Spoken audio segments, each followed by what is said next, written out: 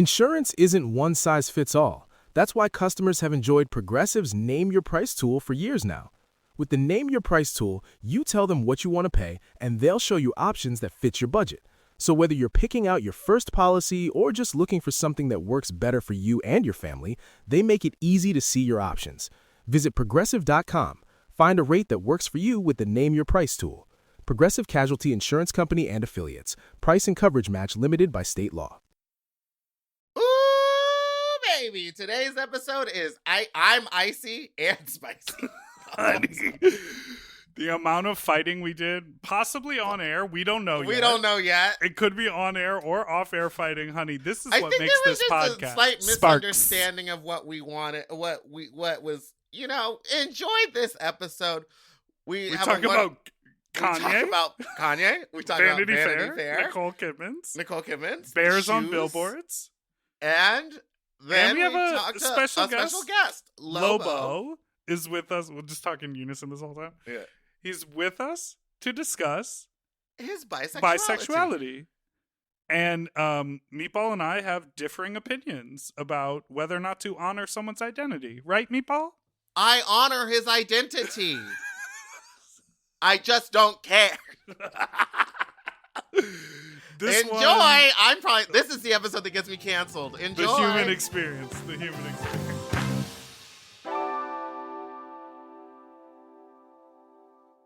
Forever. Dog. When your first choice is a big old bus, You turn around and boom, you end up with a sloppy seconds. Oh, diva. Our number is 213-536-9180. Our email is sloppysecondspot@gmail.com. Now on with the show. Are you ready for some sloppy seconds, you stupid little fucks, you nasty little fucks, you dirty little fucks, you stupid little fuck, you nasty little mugs? Hi, I'm Big Dipper, and that's Meatball, and welcome back to Sloppy Seconds with Big Dipper and Meatball. would you consider yourself Ye's muse? I mean, I was Josh Safdie's muse in Uncut Gems. I saw a bunch of comments about how we shouldn't You're be making... very hot today, by the way. Just wait. I got a lot to say to you. Your mic is hot. Your texts have been hot. You're feeling spicy. Icy, spicy. For you, I'm too pricey. I saw... Go to the casino, you could roll these two dicey. Ow. I saw a bunch of people being like, don't make fun of the way she talks, and I agree that we shouldn't make fun of like the way people talk. But what we should be making fun of is what she is saying. The question was, and what is a muse? And her response was... It was a two-part question. It was, do you consider yourself Ye's muse? And she was like, yeah. And then it was like, what is a muse? And her response was not an answer. It wasn't like, oh, I kind of am there to inspire artistic integrity or... Literally, the definition of a muse is like something inspiring. Like it is kind of an ethereal thing. It doesn't... It's I hard. mean, we are the music. I was like Josh Safdie's muse. That's not answering the question. But was she? I should have done any amount of research before we started talking about it. But was she his muse for that, or was she just an actor? I saw it. Okay, What's it called? Uncut Gems. What's it called though? Uncut Gems. It is a wild movie to watch, and I had anxiety the whole time. And it's the way he filmed it is like there's always it's set in New York, and near where you lived. No, it takes place in the Diamond District, a lot of it, and then like upstate. So kind of near Times Square, kind of near Rockefeller Center. Those are two different places. But she's just an actress. She just plays like a sex worker in it. I wouldn't consider her a muse. Like she's not a huge part of it. I think Adam Sandler was maybe the muse for that. I need to do some research. How are you doing today? Well, I was Josh Safdie's muse when he wrote Uncut Gems. Right. Do you know what I mean? Uncut Gems. Uncut Gems. Ew. No, I hate when straight people do it.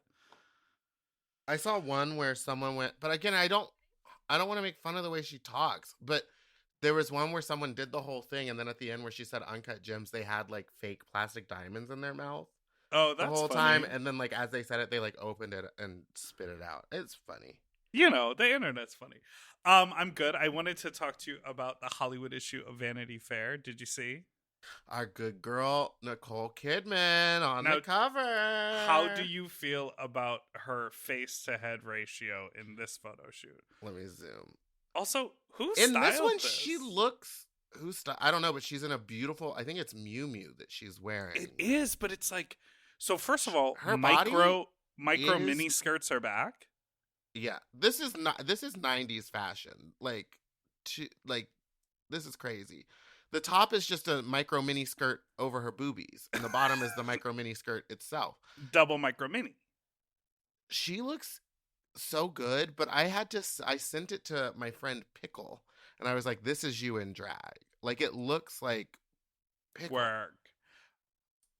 Nicole Kidman is 54 years old. And she's fit as hell. Look at how flat her stomach is. And I believe And the head to face ratio is great. Yes, she looks like a young model. She only wears red hair when she acts. Is that the vibe? She and RuPaul. Her and RuPaul. She's Ruby Red. And Alaska. Yeah. Alaska. Because this wig looked nice, except I felt like I could clock the wig line in the It's a video wig. stuff. Yeah, it's a little bit further down on her forehead. Maybe when she has her hair like pulled back and she was in the Lucille Ball wig, they gave her a little bit more head. You know what I mean? Oh, you're thinking about head to face ratio. I'm thinking head to face ratio. But Okay. you're telling me that there's other covers, but this is the only one that I saw. Well, literally just go on the Vanity Fair Instagram. Okay, they did covers with Michaela J. Rodriguez, Kristen Stewart, I know her. Idris Elba. Love him. Wait, did you say who's Michaela J. Rodriguez? Yes. MJ Rodriguez from Oh. Pose. She's rebranding to use her full name. It's too late. It's not, because It she's now is. on the cover of a magazine being No, but it's called still- it's Michaela too- J. yeah, and but was it's too late. nominated No, as a but Golden they Globe were already. Michaela No, J. Blah, blah, blah. it's too late. Penelope Cruz, the one that I want you to look at. So here's the deal. It's the Hollywood issue. They did photos and video content. I think the photos are stunning and amazing. The video content is meant to be like visible, like it's all green screened, and it's sort of turned up to 11 in its like camp factor. It's not like cartoony green screen, but it is green screening.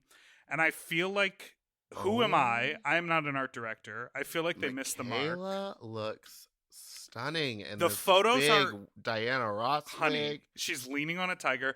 Do you see her hand coming around the tiger? No, I just see it behind the tiger. Yeah, but look over on the far right in the photo. Her hand is there. And I'm like, that's a long arm. Oh my god! How'd your hand get all over the How'd way? you all the go? way- Who did that? Who did that to your hand? Andrew Garfield, Benedict Cumberbatch, Simu Liu. I like him from the like wholesome Canadian sitcom Kim's Convenience. Did you ever see that? No. Oh, he plays like the older brother, Oh. Jung. He's like very cute on that show. Anyways, and Penelope Cruz. Ageless. She will never age. I want you to look at everyone listening. If you have a moment, go on over to Vanity Fair's Instagram. Meatball, follow along. I'm going. Find the Penelope Cruz cover. And I want you to look at the photograph of her compared to the video. In the video, she looks stunning. It's this amazing thing where she's in front of, I think, the Venus, and they have her have a big paintbrush with red paint, and she picks it up. It's a huge prop, and she like defaces the painting, and it's a really Ooh, fun pretty dress. video. Those are And she ostrich looks feathers. fucking gorgeous in the video. Oh, that's a big paintbrush. And she paints on the thing. Now, Yeah, the Birth of Venus photo, and she Go kind ahead. of misses. well, then she continues on, Yeah. and she looks gorgeous. She's not She doing a like great job. she does a She mirror needs to- message. Listen, she's an actress, not a painter. Okay. She does a mirror message at the end. She writes on the mirror like, "Good luck, Mhm. girls. You'll never be me." and then swipe on over to the photo. Yikes. Why What does she look like Idina Menzel? They literally rebuilt her face. They shot her laying down where she's like looking up at the camera. Don't get me started on the bare feet. Bare feet for free. But to me, I just don't get it. I'm like, Not Ira liking this photo. Ira! Ira the third. I just feel like everyone slayed their photos, and why did they do that to her? I don't know. Okay, do you remember? Okay, what they made Benedict Cumberbatch like just soaking wet. Remember when everyone was like so horny for him? They were like he bend me doesn't over, look like an Cumberbatch. actual alien. But here's my question to you as a Netflix celebrity, Meatball. Do you I was on one episode of a Netflix show. So I know, and you said "eat it" to everyone who went to Interlochen High School. I know, you said that. Photo approval? Are these A-listers getting photo approval? No, not from Vanity Fair. They're just lucky to be there. I don't think that they're getting photo approval. Otherwise, Penelope Cruz wouldn't look like that in that photo. Right?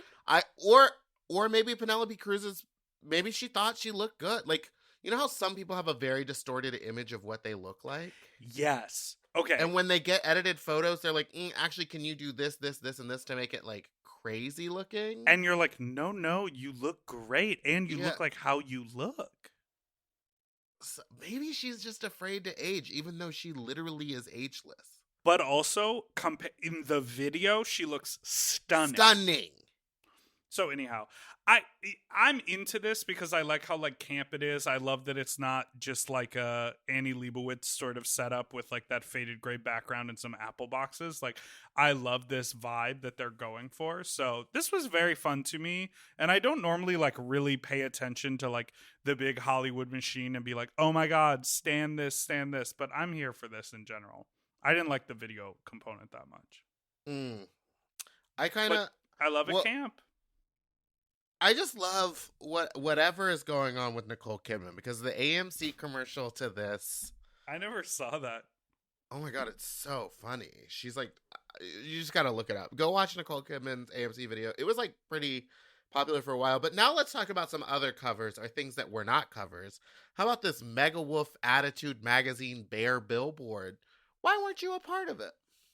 You're a bear. I am a bear. Los Angeles. You've been to Mega Wolf once. And I do media.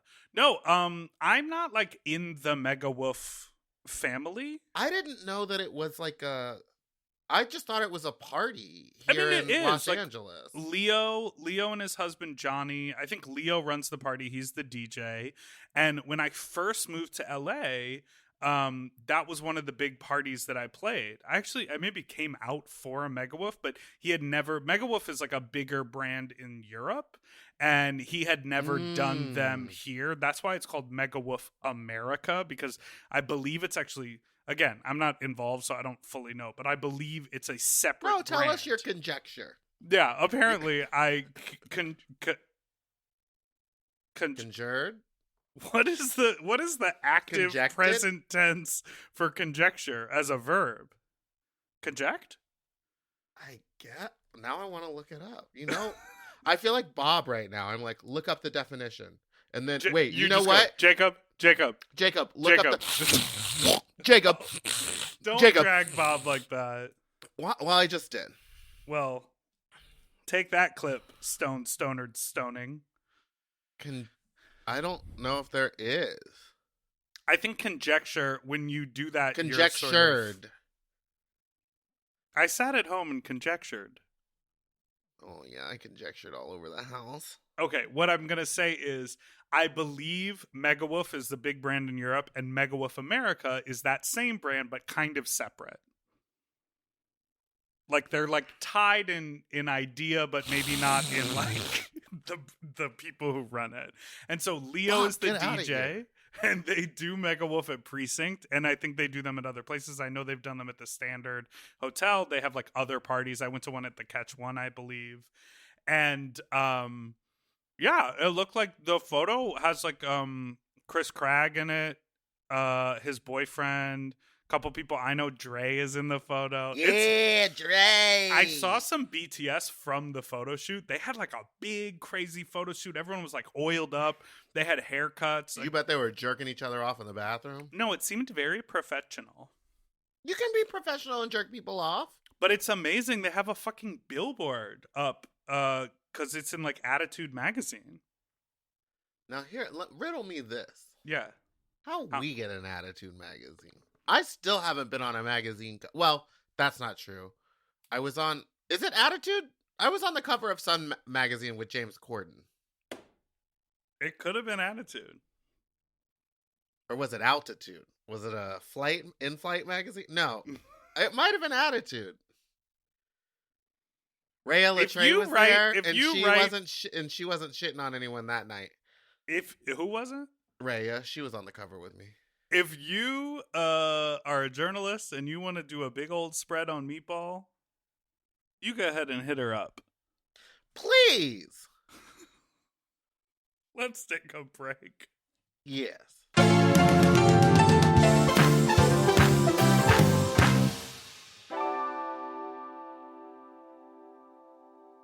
Do you want to improve your sleep? Well, listen up and get a Helix. Whether you sleep on your side, your back, your stomach, Helix makes premium mattresses that are designed to fit your specific sleep style. You know, now that it's spring, why not upgrade your sleep game and get a Helix mattress? And you know what? What? I can guarantee you that they have a mattress for you with over 20 different styles and models for you to sleep on. I love sleep. I can't get enough of it. And I love my Helix mattress. So ever since I got the big and tall, I know we go on and on about it, but it's a perfect fit for me. I haven't had a mattress before that I was able to select a model from, and I'm so happy I got to do that with Helix. And I, too, have the big and tall model, and it's perfect for my big and tall body. I loved it so much, I got a second one from a guest room. True. Yes, baby. And the people are sleeping great in there when they eventually do sleep in there. Best of all, Helix delivers right to your door with free shipping in the US, and you can get a 120-night sleep trial to make sure that it's right for you. You also get peace of mind because Helix mattresses are backed by a limited lifetime warranty and have been recognized by experts at places like Forbes and Wired. And me. I am a sleep expert too. Period. Go to helixsleep.com/sloppy to get up to 27% off site-wide during their Memorial Day sale. That's helixsleep.com/sloppy, and make sure you enter sloppy seconds after checkout so that they know that we sent you. helixsleep.com/sloppy. Get yourself a Helix. We all have days when we want to eat well, but just don't have the time or the energy to plan, shop, and cook. That's exactly where Factor comes in. They deliver fully prepared meals designed by dietitians and crafted by chefs right to your door. With Factor, you can stay on track with your nutrition goals, whether that's high protein, balanced meals, or overall wellness, without any extra effort. The meals are fresh, never frozen, and ready in just 2 minutes, which makes it easy to fit into your routine. You know, I love coming home after a long day and having a tasty and filling Factor meal. It's waiting for me, and I don't have to worry about shopping. It's quick and easy, and one less thing I need to think about when I get home. You know, I'm feral for fish right now, and I always get my fix with Factor. I recently had their scampi-styled shrimp and salmon, and let me tell you, it did not disappoint. So get Factor today and start enjoying delicious and nutritious meals. Head to factormeals.com/sloppyseconds50 off and use code sloppyseconds50 off to get 50% off and free daily greens per box with new subscription only, while supplies last until September 27th, 26. See website for more details. That's factormeals.com/sloppyseconds50, like the number, off. Sloppy Seconds 50 off. Okay, something about me. I love shopping. If you love shopping too, you have to check out Rakuten. And all you have to do is shop, shop, shop, shop, shop, shop, shop. And with Rakuten, you get cash back and rewards on almost everything you buy. Exactly. Shop. Homeware, daily essentials, jeans.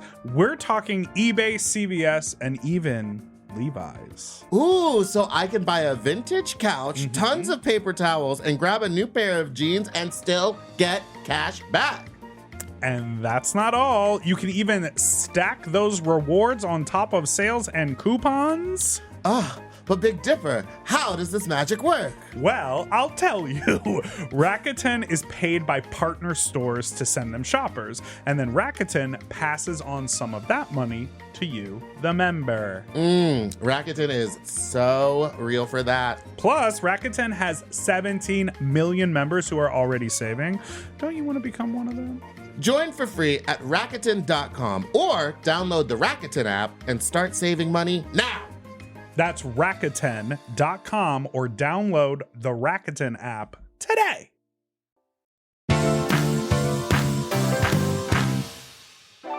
Okay, we're back. We're back. We started our conversation. Yes. We started our conversation about Uncut Gems. Do you want to talk about Uncut? Do you want to talk about Kanye? I think you just mean yay. I think it's just yay now. Well, I don't know what to say about him. He had those weird. Okay, here's all. Let me just tell you what I know about Kanye, and then you can tell me where I'm wrong. Thoughts? conjecture. It's all conjecture-y. He had a church for a minute, and he traveled around and did church services. Sunday service. Then he wrote a new album called Donda and His mom's traveled name. around and toured that new album and slept in the stadiums that he was performing at. Yes. All while he's going through a divorce with Kim Kardashian, and they're trying to keep, she's trying to keep the divorce super private. She's also dating Pete, and now Kanye is going wild on Instagram attacking Pete Davidson. And then New York Fashion Week happened, which is wild to me because it feels like it just happened. And he found Julia Fox as to be his new doll because That this is wasn't what in- he does. I don't think that was in New York. Did it start in LA? No, I think they were in Europe. So they were in New York Europe Fashion Week is happening like currently. yes, and so this was like 3 weeks ago. So he started doing what he did to Kim, which was like dress her up, tell her what to do. And didn't he do it to Bald? Amber Rose. He did it to her where he like dressed her up and he made her famous. He dressed Kim up, made her famous. Well, arguably she was significantly She was famous beforehand, but like I don't think that she'd be the fashion icon or be able to go to the Met Gala and do all that stuff if it weren't for him. She was a reality TV show star. That is, yes. And so now he's found a new person, but I just looked up that they have broken up 2 days ago. Oh, yeah. And that's it. I mean, he's clearly struggling. Kim says that he has mental health issues. I don't know. Yes, what else. we've talked about this. Someone said he got hit on the head once and he's never been the same. Thoughts? Well, also when he wrote 808s and Heartbreaks after his mother passed away, like it was so clear he was hurting so bad, like from it was amazing music, but from a like personal point of view, the place he was writing from, it was so clear he was devastated. And like I think he wrote that after she died. What? But it to me it's a perfect example of there are too many yes people around. I've been watching that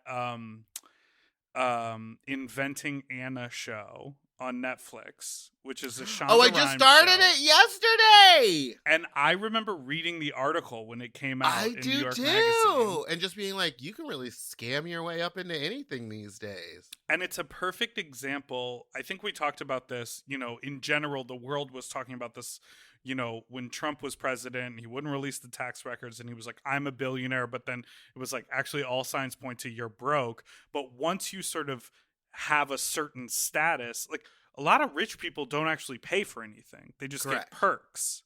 And it's like the middle class or like the upper middle class that are actually footing the bill for so many places, and then like rich people just get like free comped service. And I think Kanye is a person who, because of his celebrity and because of his wealth and because of his access to people, he got away with saying, "Oh, I'm gonna stay in the stadium for like 3 weeks while I'm building the show." It's like, But then I read somewhere that like one of the stadiums was like, "All right, you got to get out of here. This is a stadium, not a house." right. And I think ultimately, I just don't think having the kind of access and money that he does is helpful for what he's going through, which he needs to, sit down somewhere, figure out so he can like take care of his life and be a father. But the flip side, honey, I went to turn on another episode of that Inventing Anna, and what do I see? The advertisement for the Kanye documentary on Netflix. And also, Kim Kardashian is relaunching the Kardashians on Disney+. So, very easily, these absolutely famous people who know so much about promotion and PR stunts.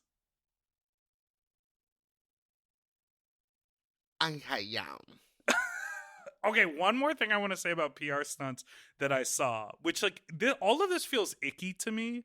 Like in general, all this feels icky to me when people are like playing with their lives like a game. But I get it; it's cutthroat, and if your absolute goal in the world is to be a fucking rich and famous person, you will do that.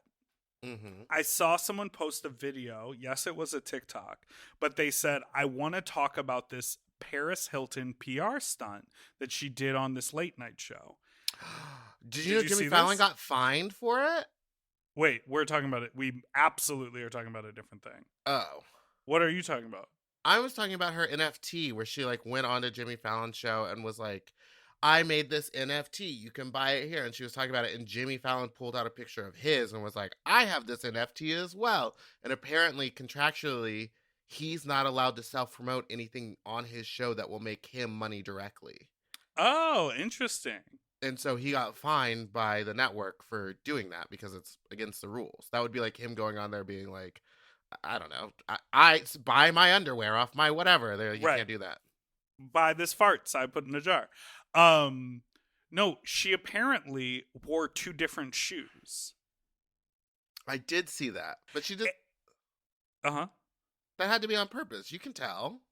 Right. So this person was saying this was on purpose, and as a PR stunt, it is great because it's innocuous, it's small enough, but it's enough to make headlines and bolster her appearance on the show. And I was Remember when Nicole Byer went on to Wendy Williams' show, notoriously known for the shoe cam, thinking that wasn't going to happen to her, and she was wearing fucking dusty-ass Converse? Yes. Did I ever tell you this story? I hosted a Vice documentary about Chicago. What are you leaning away for? I was you farting? burping. Oh. Sorry, let me do it in the mic like Bob. I was hosting this documentary, and we went to this man's shoe shining shop. He'd been shining shoes forever, and we talked about how I feel like I must have told this story on this podcast, but we were talking about how his clientele has like evolved over time. Like people used to wear like leather loafers and then this kind of boot, and now a lot of people wear Timberland boots, in general. And I was like, did you have to learn how to clean them? You use a different, you're not putting shoe polish on Timbs. You're like using a brush and like cleaning and whatever. And one of the guys I was wearing at the time, fake Timberlands from like Marshalls in the back at the discount. You go in and you say, "What do you have in a 13?" And it's like, these boots for $50, which were not Tim's, and they were very scuffed up, and it was winter time, and like, yeah, exactly. And one of his customers who was like up in the chair was like, "Yeah, have him clean yours." And he looked over, and this was on camera, and they left it in. He looked over, and then he looked up at me, and he looked back at the shoes, and he was like, "Those aren't Tim's." And I looked at him and I was like, "I know what these are. I know what I'm wearing. That's why I didn't ask you to clean them." I was like, don't embarrass me in front of these cameras. And that's, you know what? And that's the trick that it takes to clean the shoes. You know what we didn't talk about, but we got an email, was somebody, I guess in one of our Tuesday episodes, I was like, I'm going to Palm Springs and I'm going to try to find the Trixie Motel. And then I didn't talk about it at all, but someone sent me the address. Did you go? No, but what actually happened was while I was there, I went to go get dinner with Juno Birch. Okay. And we were meeting Wasn't Juno like staying at the hotel? No, she was staying at a different hotel because I don't think that anyone's actually staying in the actual hotel yet. But when I went to go meet her for dinner, I parked at the Trixie Motel. I parked across the street from it. Didn't even didn't notice it. There's no signage or anything for it. And I got out and Michael was like, "Isn't that the Trixie Motel?" And like pointed at it. And I looked and like, you know, the big vans were there with the air conditioning going because like they're still shooting stuff. Right. And I was like, holy shit, that is it. And I like almost tried to sneak in, but then I was like, I should have some respect for Trixie, like just a little bit. I can't just walk in. Because I actually think that she's a great person and a good drag queen. You could not neighborly knock on the door. Say hello. But I was also late for dinner. I am glad you know brought what? Oh, what? I am glad you brought up Trixie because I want to seamlessly transition to you being quoted in Paper Magazine. That was a while ago. But yeah. It was like 2 weeks ago and we didn't talk about it. Kylie Cosmetics for Valentine's Day came out with a lipstick that was it looks like maybe someone got their hands on the Trixie Cosmetic molds and made the exact same lipstick. Like, it looks identical. And then she even kind of went with the Trixie, symbol with a K. Now, like, it's the same font. My knowing back-end production stuff, like Trixie's photos with like the heart-shaped lighting and like the color scheme, that stuff came out like a week before the Kylie stuff did. There's no way the Kylie stuff was not shot 6 months ago. Yeah. So that is like similar ideas happening. But girl, that Trixie lip, like the shape of that, the heart-shaped lipstick, that has been out for years. Yes, and it looks identical. Like, I was looking at the two of them and I was like, well, maybe the applicator is longer, or maybe this. But when you look at them, that young billionaire said, like "This faggot mold is out here making money, and I'm about to do that too." Well, you know, she probably had nothing to do with it. It was her team probably was like, "Hey, look, we found this great mold in China or wherever." I don't know where Trixie gets her makeup made, but we found this wonderful mold and now we're gonna steal it. Thoughts? Yeah, that shit is. I mean, the world out here is cutthroat. And so what did you say? When all the hoopla was going, you got on Twitter and you said, I hope she makes a YouTube video and takes her to No, I just court. said I hope she does sue Kylie so that she would make a YouTube. Because I could see Trixie turning it into, like, she doesn't do anything something. unless there's money involved. Yeah, so I could see her showing up to court in full drag, being like, and today we're going to figure out the justice system. Let's go, sis. Meow, meow, meow. And it's like her little theme song. And then she goes into court and she's like, Your Honor, she stole. Have you ever been published in Paper Magazine? No. So how do you feel that it's only because you mentioned someone more famous than you that you got in there? Pretty much my whole career, huh? Why were you so spicy with me on text earlier? I want to get into that. We'll get into it. Well, we will get into it. I don't want to do it on air. Oh, you don't want to do it on air?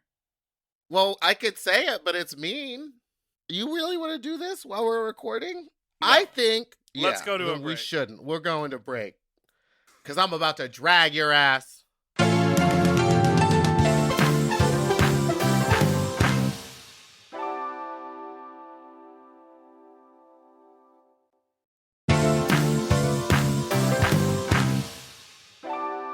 Okay, so up next we have a guest that I invited on the show because I thought maybe it would be worthwhile having this conversation. This person is an adult performer who is openly bisexual, and yes. I know that as I was growing up, I really was of the mindset that bisexuality was sort of a rest stop on the way to full gayness. And so I sort of see it as an identity that people have to fight to prove. So I said to Meatball, I said, hey, let's have my friend Lobo on the show to talk about this. But Yes. Meatball, being the young one of the duo. Yes, because I'm young. I've Because known you're young. plenty of bisexual men and women, and I think, yeah, maybe when we were in high school and people would be like, I'm bi, I would be like, yeah, we'll see. Because even I did that. But like now as an adult, when someone tells me they're bi, I'm just like, okay, you're bi. Like there's no part of me that's like, oh, they're confused. Oh, they don't know. I just believe what people tell me that they're interested in. So Yeah. I'm quiet during this interview because I don't fucking care. Please welcome to your ears, Lobo. Hi. Hello. Hello. Hello. Thank hello. you for joining us. Thank you for having me. Yes, of course. You messaged me the other day, so you're coming to LA soon. Yes, end of March. And so we were like chatting a little bit. And then you messaged me and you were like, have you guys ever talked about bisexuality on Sloppy Seconds? And I was like, oh, I guess like not explicitly. So, yeah, so we wanted to like have you on and continue to take that conversation from text to microphone. Yeah. Because you are someone who I know when I first became aware of you, it was like on Twitter and it was seeing you posting adult content from, you know, your fan pages. And this might be a problematic thing to say, but in my mind, I'm like, you just present as like a gay dude because, you know, leather gear, fetish gear, thong, underwear, cock ring, et cetera, et cetera. And in my mind, when I think about like bisexual men, I always think about like straight presenting men or straight acting men who sleeping with men is the exception or the thing that makes them. It's the thing in hiding. Yes, exactly. Yeah. But you are sort of the other way of that. Or I guess, yeah. I don't know. That's like, yeah. I think that's a pretty accurate way to put it because, so just to kind of talk about like my story, I fully came out as bisexual when I was about 16, 17. I'd kind of known about the word, like it was starting to kind of make its way around in the early 2000s and stuff. And so I was like, oh, like that's kind of a thing because like I grew up in a Latin American household. And in a Latin American household, it's very prominent, this idea of like machismo and like masculinity. And, you know, so my being attracted to women was never a quote unquote issue. It was always kind of pushed forward and emphasized and stuff like that. Right. But I can remember thinking back, like when I was like 5, 6, being attracted to masculine characters. Like I remember some of my earliest like actual attractions were like Daddy Zeus from Hercules. I remember watching Hercules. We were talking about the muses earlier today. Oh yeah. That movie He has is a like big old beard.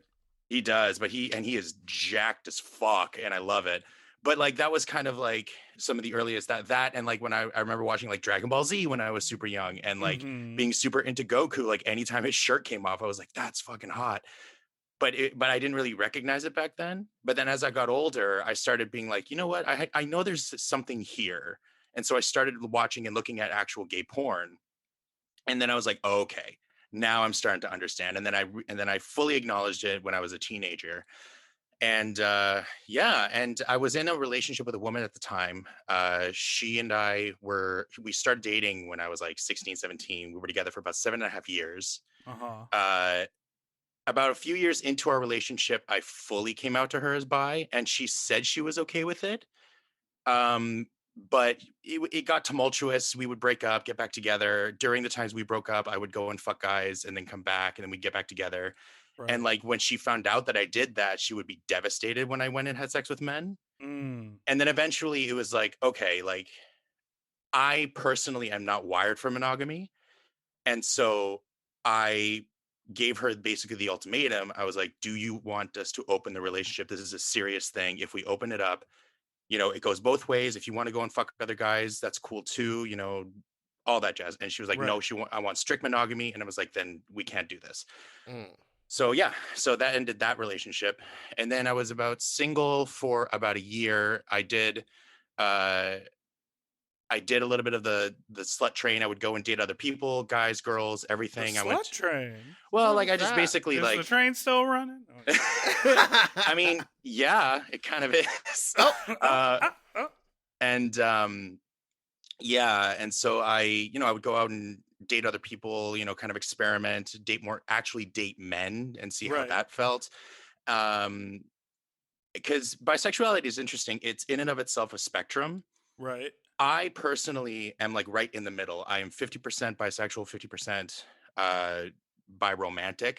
So like I sit right in the middle. Wait, what's biromantic? So biromantic is like you can have romantic feelings for either gender, but you may not be sexual with both genders. Does that make sense? So you can be like homosexual, but biromantic and that kind of thing. Yeah. You mean friends? No. No, romance. Romance. Like you can be in a relationship with them, but you just aren't physically attracted to them.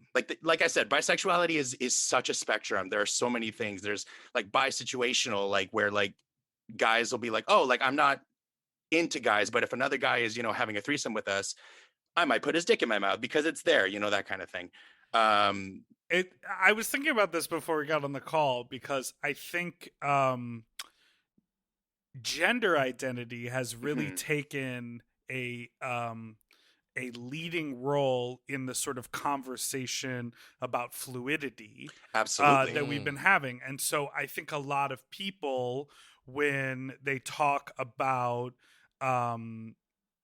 that fluidity, they're talking about gender, and so very easily pansexuality comes up because people say, well, I'm into whatever, and Yeah. for me it's about the person. And Yeah. so what's interesting is that it seems like a bisexual identity almost reinforces a binary of the idea that, oh, I'm into men or I'm into women, but I'm not into anyone who's gender fluid, which is not necessarily the case, but it's just sort of an earlier definition of a more open sexuality. Yeah, because you're right. Because there are like I know, because like where bisexuality and pansexuality kind of where things get murky is when it comes to gender identity and expression.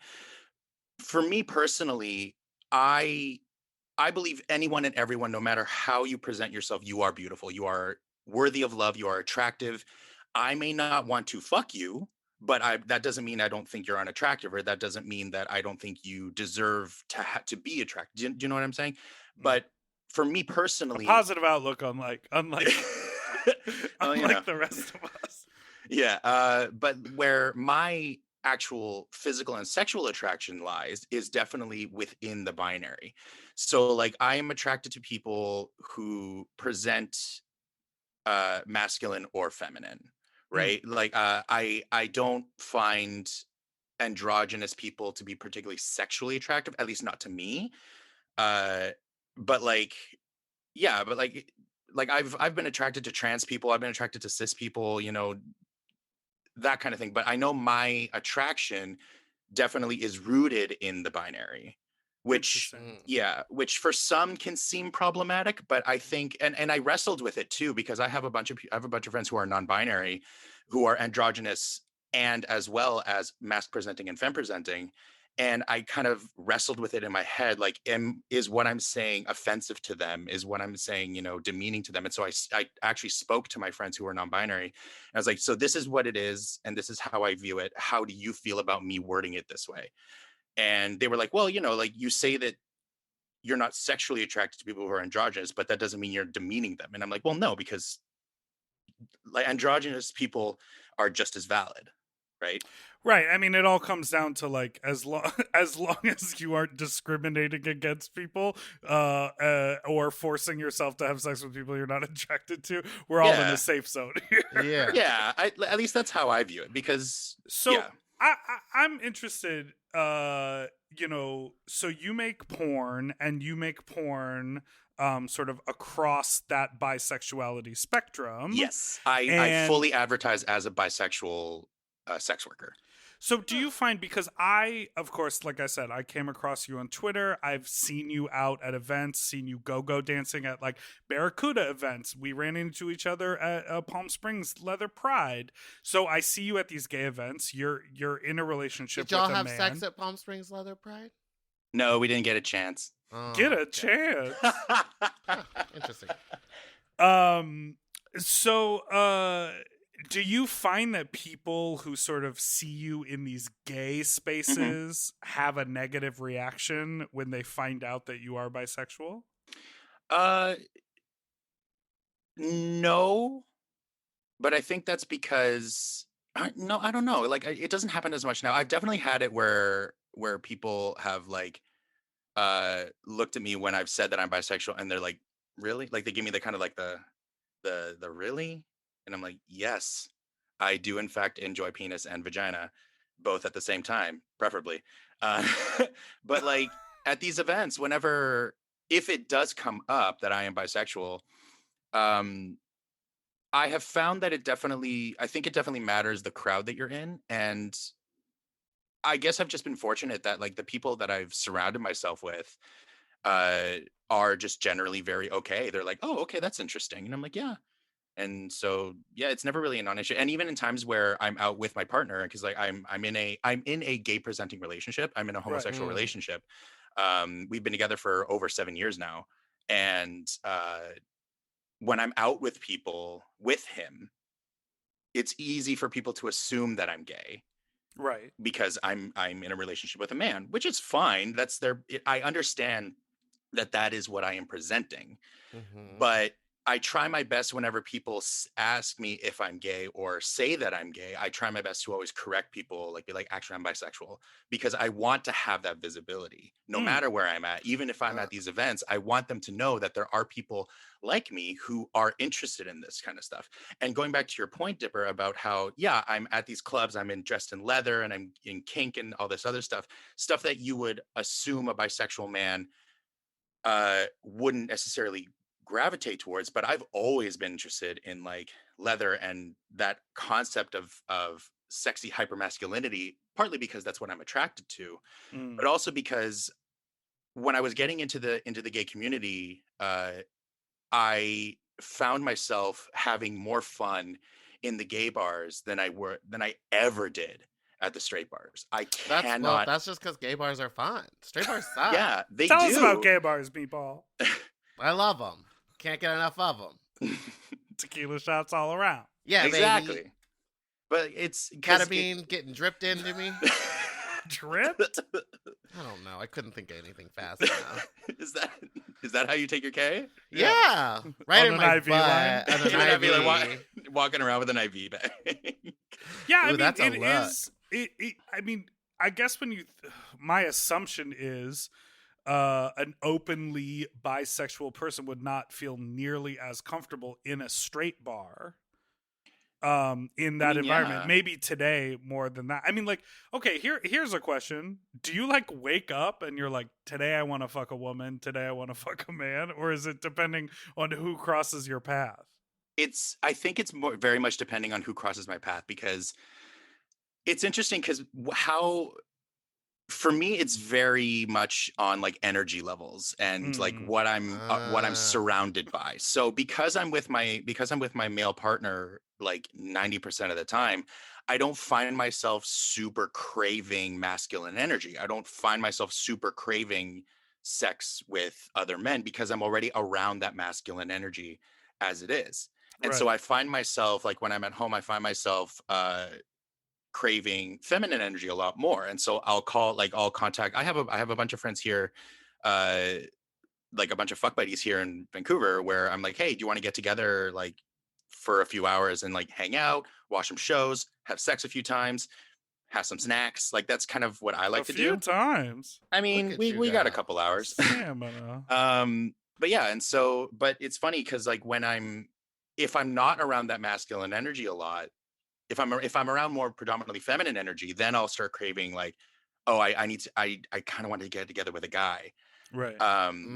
But I think because I'm so much more embedded in the gay community and at these gay events and everything, I find myself, like I still like I'll still see a guy across the bar and be like, he's really, really hot. I definitely want to roll around with that guy.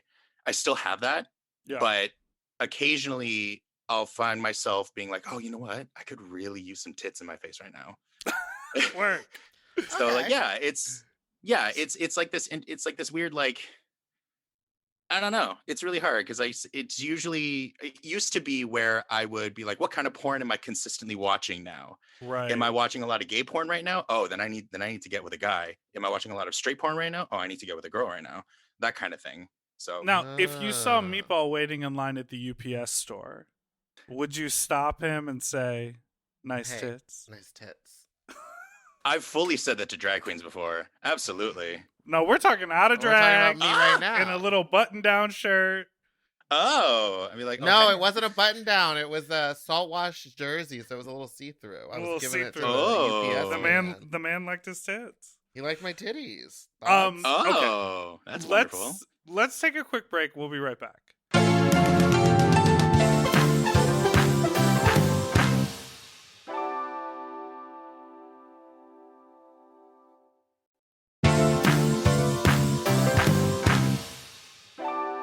Okay. And we're back. We're going to have some more explicit fuck talk happening here in a moment, Yeah. which I'm eager to hear a story from you about. But labels, I think this is such a big conversation because, you know, we love labels in the gay community. We love labels in the queer community. I've always said this. I've said this 1,000 times on the podcast. We love these labels, and I always relate them to like porn labels. You know, we go on a website, we look at the scroll down bar, we go, what porn label are we looking at? And then we turn that into our identity. And we always talk about, you know, there's like a running joke, like the bisexuality. Oh, someone hasn't made the decision yet, you know, but there literally is like, I mean, here I go. Is there a bisexual flag? Yes. Yes. Actually, I have it. I'll show you. Describe. It's it's tattooed on my hand. Actually, I don't know if you can see shit. it. It's right. It's that one. So That's the Zelda logo. Well, No. yes, it's right there. Are you So saying that Zelda is a bisexual? Zelda is a full-on cross-dresser, honey. Absolutely. Absolutely. No, so the flag basically is a big bar of pink on top, a big bar of blue on the bottom, and then a small middle bar of purple. And the idea is that the pink represents femme, the blue represents masc, and the purple represents the attraction of the two. Got it. Yes. So yeah. It's go ahead. I was going to say, so in regards to your thing about labels, my whole thing with labels is that I find them a really good jumping off point when you aren't fully sure what you are or how you feel you should describe yourself as. I see them as good kind of starter lines, right? So like if I were to really give all the labels that I think I am, or that I present as, I would definitely it would be something like a cisgendered, Latine, queer, bisexual, muscle wolf bear daddy kind of thing. But the thing is that I also don't think that we should 100% stick to them either. Because if I were to have just strictly stuck to the initial like muscle bear that I kind of started off as in the community, I never would have gone anywhere else. I never would have gone to the drag scene or to or to the leather scene or anything else. I never would have experienced all the vast just the plethora of people that exist within the community. And so I think where labels are good to start off with, I don't think we should stick to the idea of fully being married to them 100% of the time and making them a a consistent part of our personalities. Yeah, I agree. Can I ask, Mhm. what is like the worst form of like discrimination that you feel like you go through as a person that's bi, besides someone just being like, okay, you're not bi? Like, Be like, oh, what? you're Why lying. is it like something that you have to like fight to prove? I Because I know like trans people get told all the time, like, you're a boy, you're a boy, you're a boy, you're a girl, you're yeah. a girl, you're a girl. Like, there's something that they're actually like having to fight against where they're like, no, I'm telling you I'm not. Yeah. I think for me, and I think for bisexuals in general, it's really it's we haven't made a decision yet. I hear we're greedy a lot, which is kind of just a weird thing to say in general, because I feel like I feel like just if anybody is given enough of a pool to play around with, everyone is greedy. I mean, I actually just listened to the episode, your guys' episode, talking about the guy who took 75 loads. Right. And I'm like, would you call him greedy? Because he decided to book a hotel. Ambitious. Ambitious, right? And so just the greedy thing doesn't offend me. It's more just like that's just a weird thing to say in general. But it's definitely a whole lot of like that, like I'm lying about it. I A few weeks ago, I had somebody just come to me on Twitter and just start yelling in all caps, being like how I'm lying that I'm attracted to men. I'm fully gay for pay, because I have all this content where I shoot with women as well. And I'm just like, okay. And how I'm lying to the community and how I'm not actually gay. And so, which is true. I'm not gay, but I'm attracted to men. And so it's really just a lot of coming to or people coming to terms with the fact that what I'm saying is legitimate and that we do exist. And it's interesting because bisexual women, or at least bisexuality and sexual fluidity within women, has been so widely accepted, like from the get-go, whereas sexual fluidity with men has consistently been looked down upon for ages. And I think this is because sex and the sex work industry is so heavily patriarchal Mhm. at its core. Women can shoot lesbian content like left, right, and center, or women can come forward in like hetero presenting relationships and be like, hey, I'm bisexual. um and that's just immediately accepted. But that's because it's viewed with this lens that, oh, if she's bisexual, then the chances of us getting together and having another girl in is really hot. And so Right. two women is really hot because it's viewed through this It's all from the heavily, male gaze. it's all from the male gaze. Whereas if a guy comes forward and he's like, yeah, like I I like sucking dick, it's like, oh, so you're gay, which for many years, or even today, is still looked down upon as a negative thing. Right. And But I don't so think it is to look down. Like, I'm sure maybe in the crowds that you're running around in, and like the gay bars with like the hyper masculine guys, like, no offense, but you're like super built. Your boyfriend is super built. It's like thank you. you're around like that group of men. But I honestly feel like in most scenarios now, it's like, I don't know, look at Euphoria. Like, everyone's fucking everybody. No one Mhm. cares anymore. So I Oh feel yeah, like I do think it it's is like not still, a hill to really die on at this point. and I agree. I do think it's definitely one of those things where we're seeing so much more by visibility happen. But if you notice, a lot of it is still female bisexuals.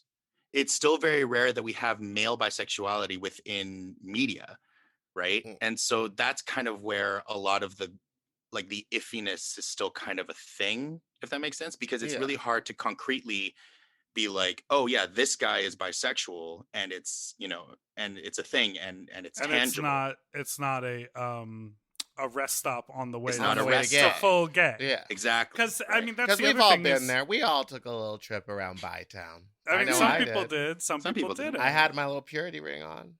And I like boys and girls. But I think this is exactly the conversation, because it almost went from bisexuality is a rest stop on the way to being full gay to, oh, really, we have to talk about it? Everyone's into everyone. We're all just pansexual. And it's like, well, wait, Yeah. there are some people who actually just fully identify right there Yeah. on the bisexual island with the flag, Mhm.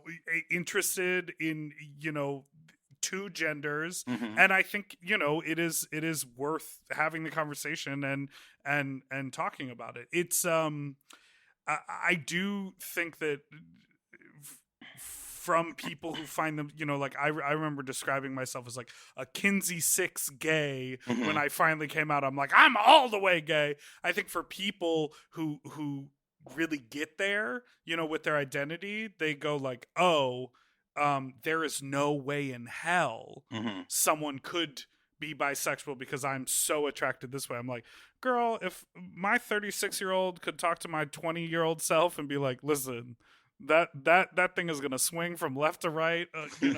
There is a Yeah. spectrum.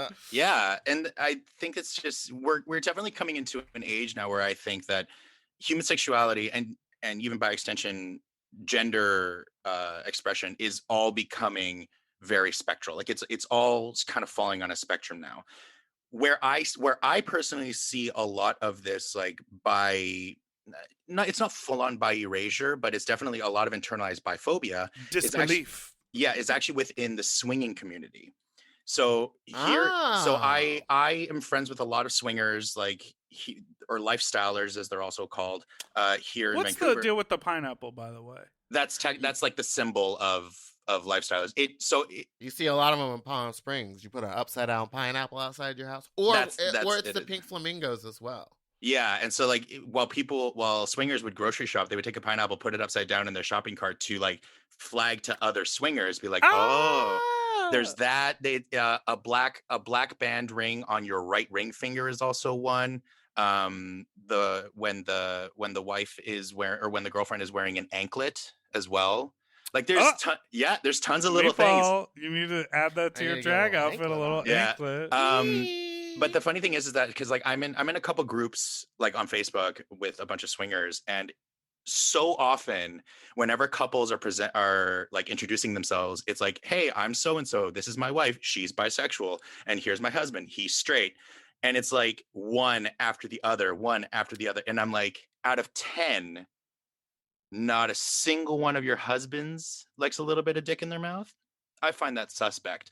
But that's because so much of that community is so heavily it deals with a lot of that internalized biphobia, where a lot of these men, whether they're boyfriends or husbands or whatever, are still dealing with the fact that they might have attractions to men, and Hmm. so they don't really know how to navigate that, right? And so and it even recently, like I've only known a couple men within the swinging community here in Vancouver that have actually come out as bisexual after like 15-20 years of denying it forever and like hiding it from their spouses Interesting. and stuff. And I'm like and me having been out from the get-go, like I've been like, there's a club here in Vancouver that I've been attending, for like 8 years. And from the get-go, I told everyone that I was bisexual. And I've had I've had men in the community message me on Facebook being like, I am so thankful that you're out and everything, because I've been wrestling with this myself. And I'm like, yeah, it's fine. There's nothing wrong with just accepting who you are. I think it's just because it's so rooted in this, oh, if I admit this, then it's a bad thing, Right. right? But it just comes down to, it's like, what is so bad about being attracted to men? Because if you ask yourself that question, you'll find that the answer to that question is rooted in internalized homophobia. Well, listen, I hate the gays. Yeah, and it seems like ultimately, saying out loud whose genitals you want to mess around with will set you free. Come It on, really is, yeah. pussy and cock. Exactly. So we're at the end of the show, but what we want to do, what we always love to do, Yes. is have a little fuck Fuck talk. talk. But I Fuck sent talk. sent a voicemail in that we were supposed to do on the last episode that I thought was super interesting. And I Okay. feel like maybe you, our special guest, would have something to say. Okay. I'm intrigued. Ooh, hello, Big Dipper and Meatball. My name is Angel. I have a question. So I I basically have a hard time coming. I'll just say it like that. And I found this thing on TikTok where like a quote unquote accountant was like, drink a bottle of Pedialyte the day before and like you'll be able to shoot a load or two. Tried it, didn't work. Wondering, y'all have any tips of like what to eat or what to do? Cause I feel like I just get really shy or I get really nervous or anxious. Maybe it's like a thing in my head. But, yeah. If you have any advice on what to do to up the load, let me know. Goodbye. So they also called back and kind of specify that they were like, the Pedialyte didn't work and they're not sure if it's like. Oh, what? did you say Pedialyte or P? Yeah. Pedialyte. Oh, I Oh, Not 100% to drink a bunch heard of pee. I thought he said Drink pee too, a but in the bottle other of one he says pee. Pedialyte. And Okay, he also okay. was like, what other things can I eat to calm? But I think, to me, it seems like it might be a mental block because Yeah. he said that he can like jerk off and he comes when he jerks off, but when he's with somebody, he like can't. Oh, yeah. Based on this conversation, I would say, fuck a woman. Fuck a lady. See what Give happens. that a shot. See what happens. Yeah. No, I fully think this is psychosomatic Yeah. because if he's able to Release.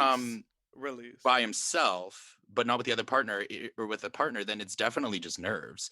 And I think it's just a question of, is this person hooking up with like, is this person just hooking up with one-off hookups, or do they have a friend circle that they feel comfortable like being fuck buddies with? And the reason I say that is because personally, I'm not generally one for random hookups. Mhm.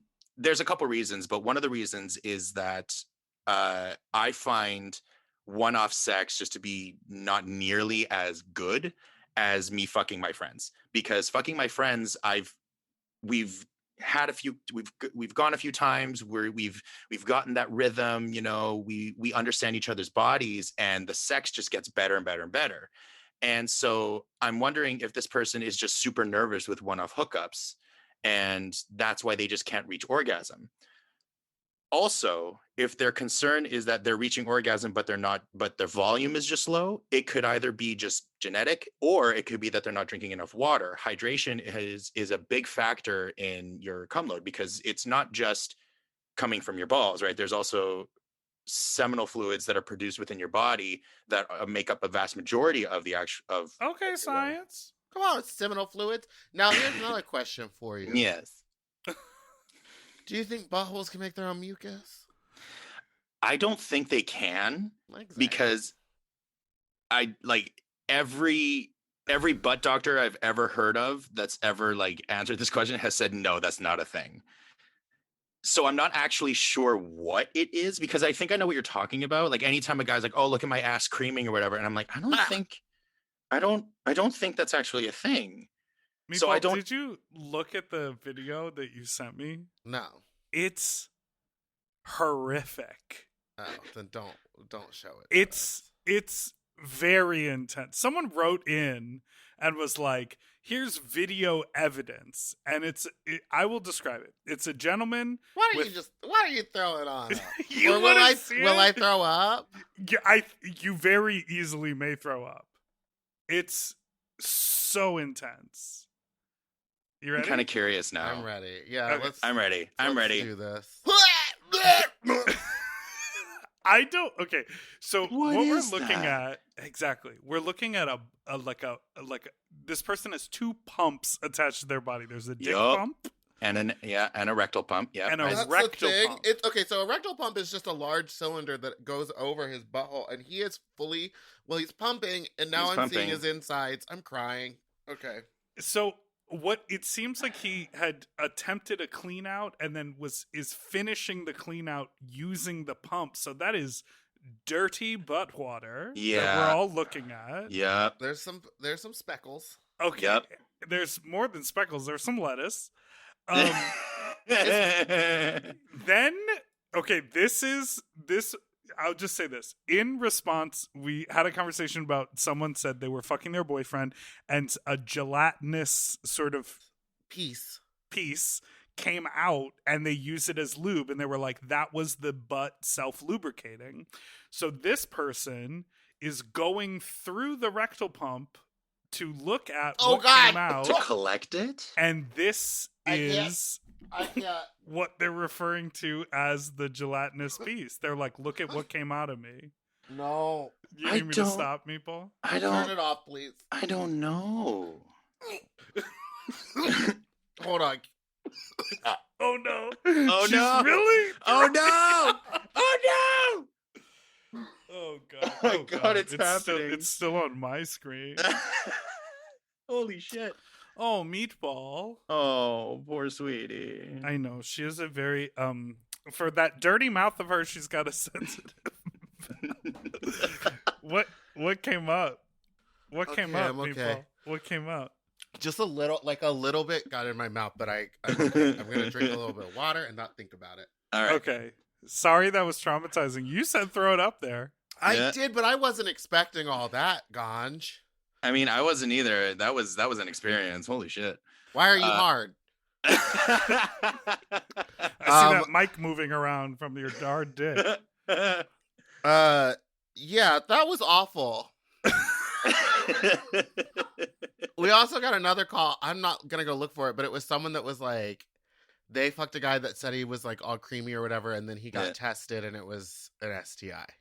Well, sometimes it is. That's what Sometimes it the doctor is. told us. That's what the good. I have a headache now from throwing up. That's why. Um, That's why you got to get tested. Yeah. Do you have a non-disgusting but fun and sexy fuck talk story? I wanted to ask you. You refer to it as your Muggle job on Yes. social media, but you're like a handyman. You're like a contractor, or like you build things. I work for my father's company, which does building maintenance.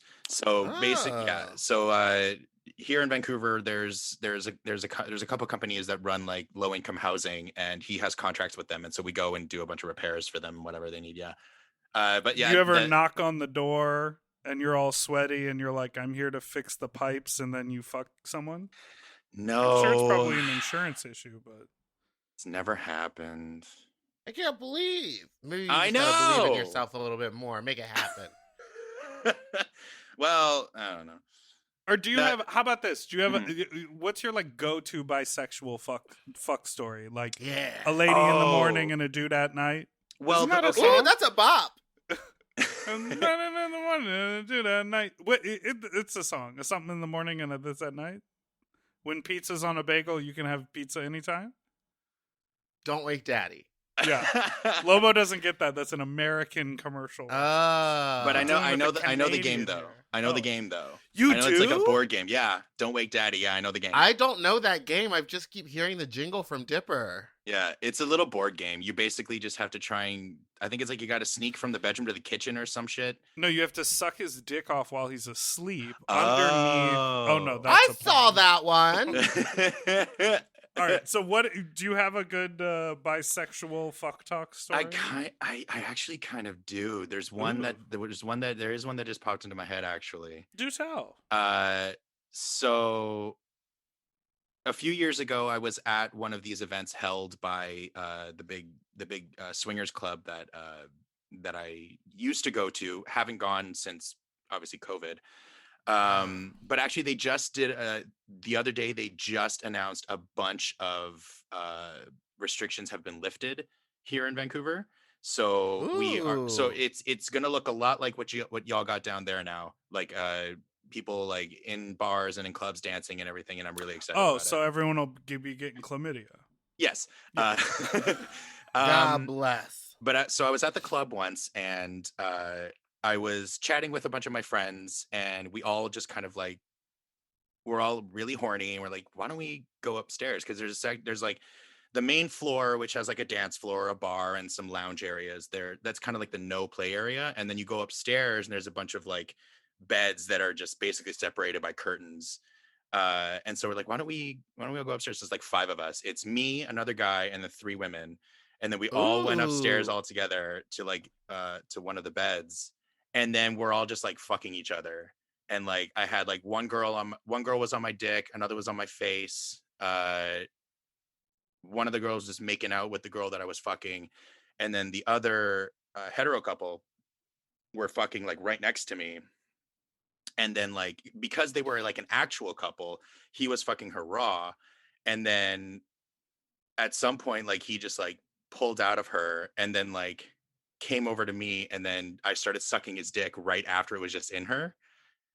And it's like, yeah, it was just a lot of like Fluid interchanging. exchange. Honey, the There's joy on your face retelling this story. Like, it was just all around just a great, wonderful experience. Cause I was like, like, it was a true bisexual fivesome and I was living for it. Yeah, it was great. I enjoyed myself. Bisexual fivesome, the house down boots, honey Boots back. mama work. Yes. Well, listen, thank you for Thank you so much for shedding being some light, here. giving us Yes. some insight, maybe Yeah. opening Everyone can- Meatball's brain a little bit. Mm. See, my brain is open. I don't care about bisexual people. Now, look, get it. I don't give a That's fuck what I'm about your saying. life. Everyone can come see you dancing at Fat Slut on March 18th Oh, at yeah. Precinct Yes. in downtown Los Angeles. So excited. God, I Yay. haven't been back at Precinct in fucking forever. Were you there for like a Barracuda, or what was the last time you were I there? don't even remember. I think it may have been for a puteria when I was last there. Oh, yeah. Putaria. That Yeah. party goes off. So Yeah. people can Crazy. find you on Twitter at Papa Yes. Lobo Oso XXX. Yes. Now, the trickiness in the spelling yes. is that Lobo, and Oso are connected. they share an O. They share an O, yeah. I'll spell it. I'll just spell it. Loboso. Yeah. It's PAPALOBOSOXXX. They We share an O, love this like spell. Yeah. you and that lady shared that guy's dick. Yeah, Share we an did. O out Aw. there? Yeah, we Aw. did. Well, was thank great. you. Thank Good you to so much see for you. Yeah. being here. Of course. Thank you for having me. If y'all ever have any like other like burning bisexual questions, please feel free to message me and ask. I one of the biggest things that I want to do with my sex work and just with my visibility is bringing more awareness just to bisexuality as a thing, you know, just so that more and more Ooh, some men can coughing feel up from that comfortable. vomit. Just so that more and more men can be comfortable with being themselves. Yeah. Yeah. Yeah. Yeah. The more comfortable people are with themselves, the better the world is. Indeed. Sweet. I love okay. Well, thank you very much. Thank you so much for Thank being you. here. I don't give a fuck who you fuck. I don't give a fuck. And like, you're bi, and it's like, that's cool. And I believe in bi people. And I think even in the interview, I say like, I guess I'm just from a different age, but like, I didn't find it eye-opening to hear someone tell me that they fuck men and women.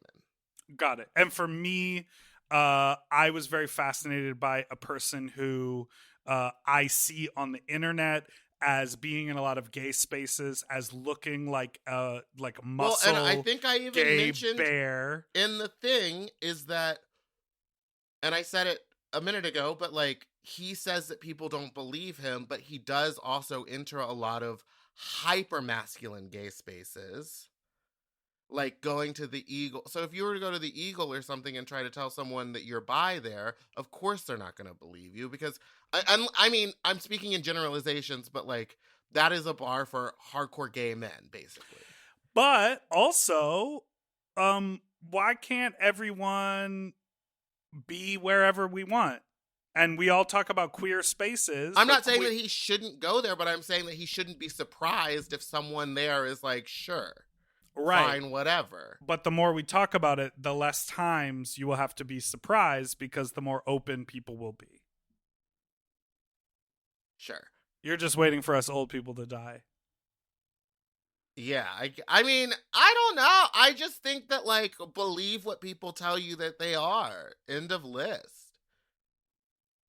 And I even asked, I was like, what's the worst discrimination? Someone saying, yeah, sure, you're not. Like, there's bigger fish to fry. Did you learn anything after that interview? What was I supposed to learn? All right.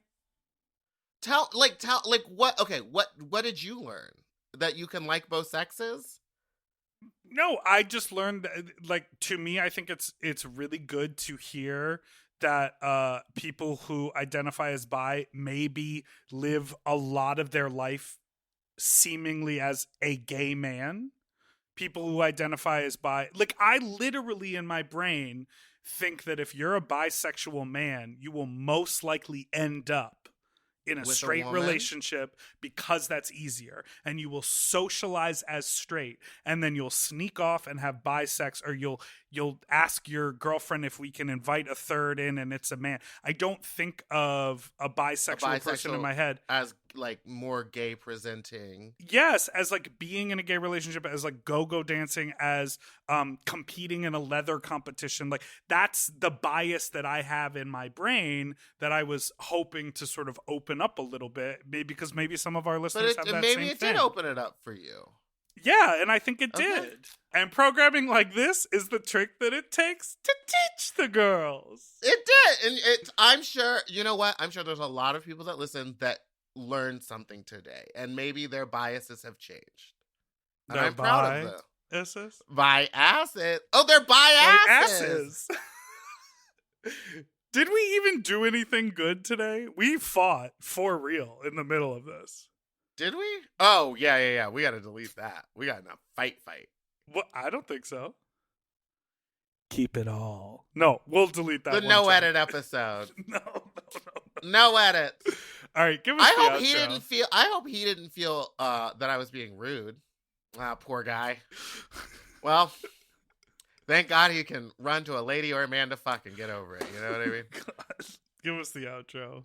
Thank you so much for listening to Sloppy Seconds. Our phone number is 213-536-9180. Our email is sloppysecondspod@gmail.com. Don't forget to like and subscribe so you don't ever miss an episode, which come out every Tuesday and Friday. And follow us on Instagram at sloppypod or Big Dipper Jelly or Spiciest Meatball. And on Twitter, I'm Fat Drag Meatball and Dipper is Big Dipper Jelly. And on TikTok, Dipper is Big Dipper Jelly, and I am Meatball the Drag Queen. You know, I got 3 different names, baby.